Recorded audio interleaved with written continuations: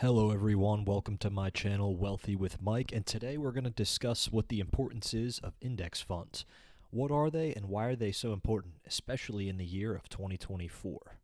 For those of you that don't already know, an index fund is a fund that follows a benchmark index such as the S&P 500. So if you're completely unaware of this topic, basically what you're investing in here is a collection of a bunch of different stocks. And when you're picking something like an S&P 500 index fund, it's basically a mix of all of the top 500 stocks in the United States.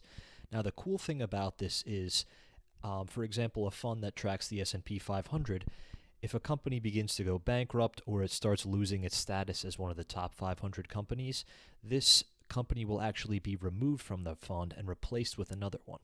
So essentially, over long periods of time, it's basically impossible for these funds to fail. Now, this may sound too good to be true, but it's actually not. Of course, there are going to be good years and bad years for any index fund, but if you're looking at an index fund such as VOO, which is one of my favorites, you'll find that over the course of many decades, these index funds do very well and average as much as 10% per year or more on your money invested.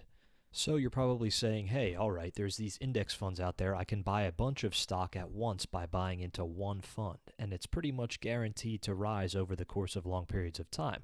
Well, what are some of the funds that I should be looking into? Well, I'm glad you asked. Here's my personal favorite, VOO, or VOO.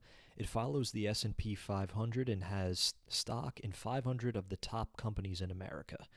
You can see over time it's done very well, and even though there are some bumps in the road, it continues to go up over the course of long periods of time.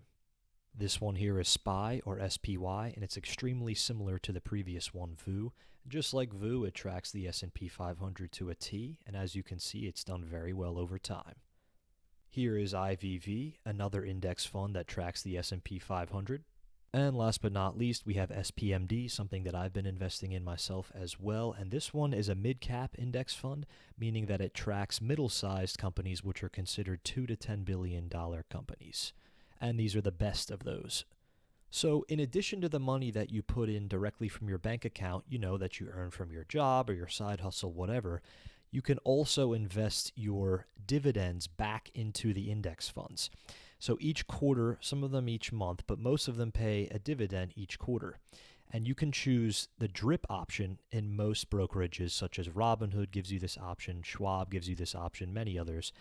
And they allow you to automatically reinvest your dividends back into the fund.